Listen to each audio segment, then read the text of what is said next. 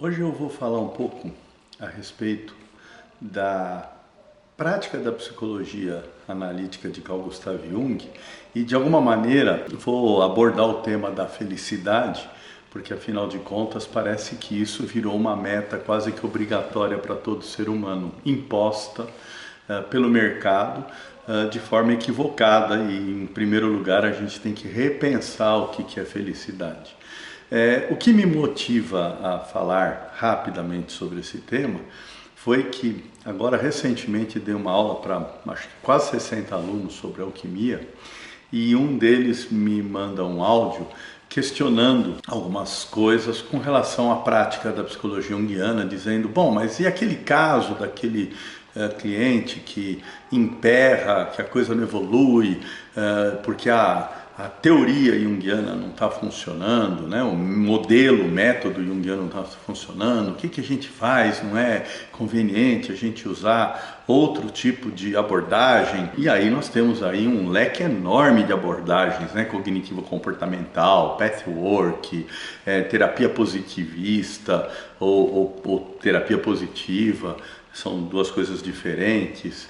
Logoterapia, psicanálise, gestalt, psicodrama, constelação familiar e daí afora um monte de coisa. Por isso que os alunos de psicologia saem completamente perdidos com um monte de pedaços teóricos sem compreender direito o que está por trás. É interessante essa pergunta e esse questionamento, e aí ele vem até a me questionar se eu não estou tendo aí quase que um fundamentalismo junguiano, né? Assim, e eu acho isso interessante, porque no fundo, obviamente, um indivíduo que é um analista junguiano, ele tem que ter sim uma ortodoxia teórica, não um dogmatismo, mas uma ortodoxia. O Jung mesmo nos relata várias experiências onde ele percebia o cliente emperrado e ele tentava de alguma forma usar todos os recursos possíveis e imagináveis para ajudar a pessoa a se ressignificar, a se reconhecer a sombra, os complexos e adiante. Mas a primazia do ego continua sobre o self. Aliás, antes da própria análise, o próprio self se desdobra violentamente para poder mobilizar o ego para que aconteça um engajamento naquilo que nós chamamos de processo de individuação, que é encontrar um sentido, um significado, autonomia, desvencilhamento das imagens parentais e assim por diante. Por isso que o self manda sintomas, manda sonhos, manda sincronicidade, manda expressões criativas e um monte de outros fenômenos, inclusive tragédias. Porém, o livre-arbítrio do ego pode imperar e negar totalmente as possibilidades que o self está dando para que aconteça um chamado evolutivo, uma busca de sentido e de significado de vida. Então, sim, de fato, eu compreendo que a teoria junguiana e a prática junguiana, que eu exercito há 35 anos, ensinando e atuando no consultório, ela é absolutamente suficiente para contribuir para qualquer tipo de queixa, qualquer tipo de estado de consciência e estágio evolutivo, do mais primitivo ao mais elevado, mais próximo da espiritualidade, saindo dos instintos. Assim como ela é capaz de abordar temáticas traumáticas de um passado futuro, de paralisia no passado, de fixação no presente e assim por diante, né? Porém, é interessante a gente refletir sobre a dinâmica do self, né? Eu até propositadamente falei de um passado futuro, porque o indivíduo pega o passado, joga para o futuro e fica sem viver esse presente, esse agora. Das teorias mais modernas, inclusive que esse próprio aluno citou, todas elas beberam na fonte de Jung e falam as mesmas coisas. Todas elas falam que o indivíduo tem que encontrar um sentido e um significado de vida, que o indivíduo tem que fazer uma ruptura simbólica das representações traumática, dos condicionamentos, ou seja, de se desvencilhar da persona, se desvencilhar das imagens parentais, que são as influências de pais, e mães e assim por diante. A questão toda é a pergunta, mas se a terapia não está ajudando aquilo que é a demanda do cliente, peraí, mas quem está demandando? Né? É a demanda do self, é a demanda do ego. A grande maioria dos clientes, eles são PhDs em continuarem presos nas suas temáticas, nos seus complexos, nas suas personas.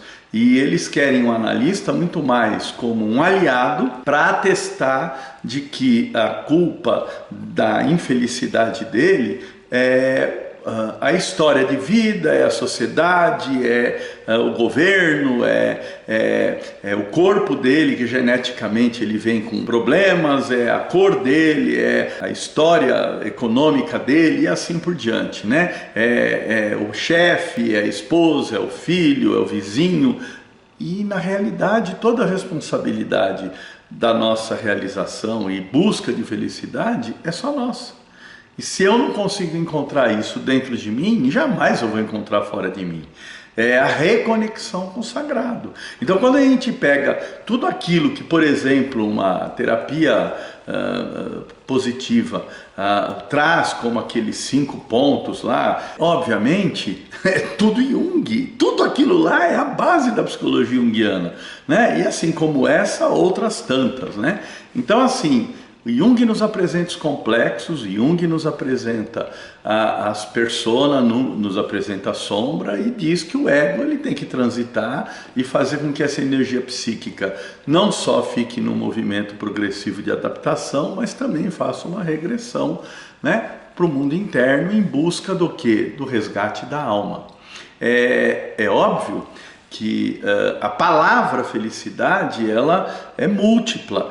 Na primeira aula dos cursos de Jung, de arte e psicossomática, eu falo bastante sobre a angústia do existir e do se conhecer no mundo e de ter que entrar em contato com o ser e o não ser, com a certeza e com a incerteza, com o mistério da origem e do destino e do estar no mundo, e trabalho a felicidade em vários níveis. Ou seja, eu coloco, olha, nós temos um cérebro reptiliano, que é o cérebro mais primitivo, e a felicidade está ligada a sobreviver, crescer, perpetuar, ou seja, ar, água, comida, segurança e sexo, daria uma plena felicidade para um réptil.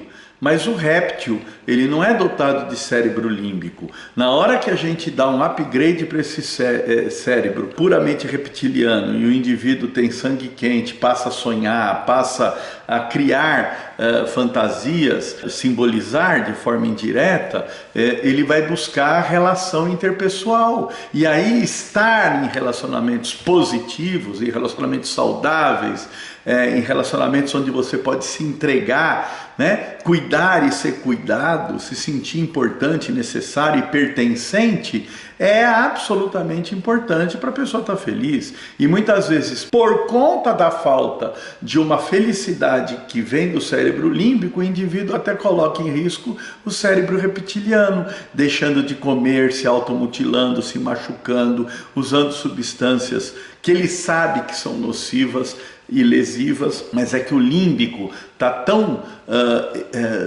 demandante que ele acaba, de alguma forma, desconsiderando o réptil em nós. E por fim, o ser humano tem um terceiro construto cerebral, um upgrade maior nessa evolução, que é o cérebro neocortical. E o cérebro neocortical é o que nos dá a capacidade de lidar com o tempo, de lidar com as condições simbólicas e metafóricas em um grau muito maior e fazermos perguntas, a termos linguagem, a estar nessa comunicação.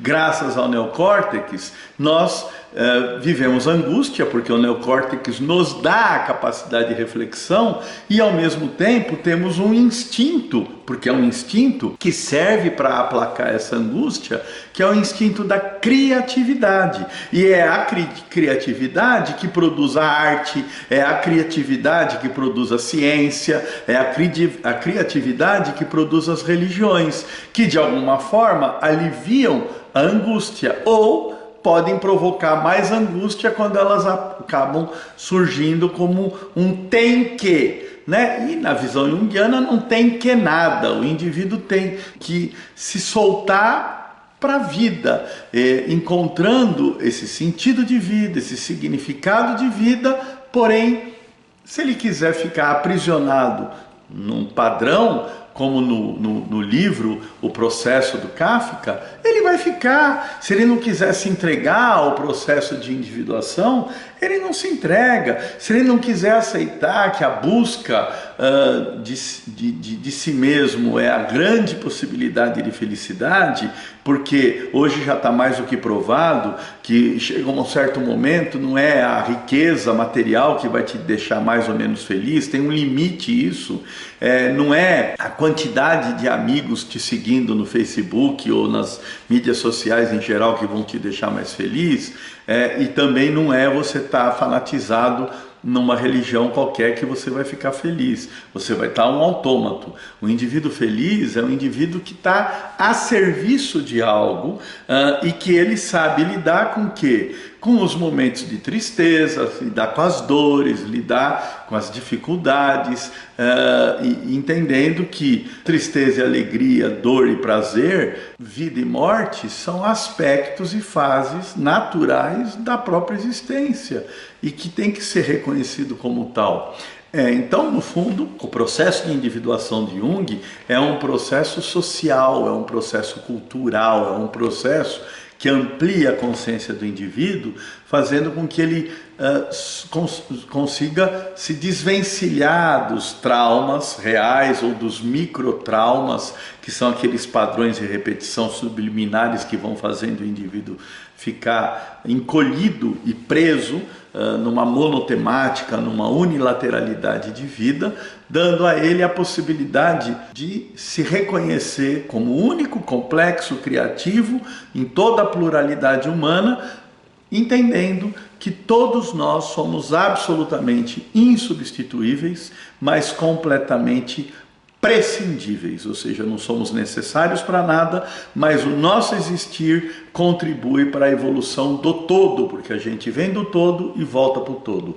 Então, a minha contribuição é, quanto mais eu conseguir evoluir, mais, direto ou indiretamente, eu contribuo para a evolução do todo. E espero fazer novos vídeos e fico aberto também para comentários e discussões para a gente aprofundar esse tema. Muito obrigado e até uma próxima.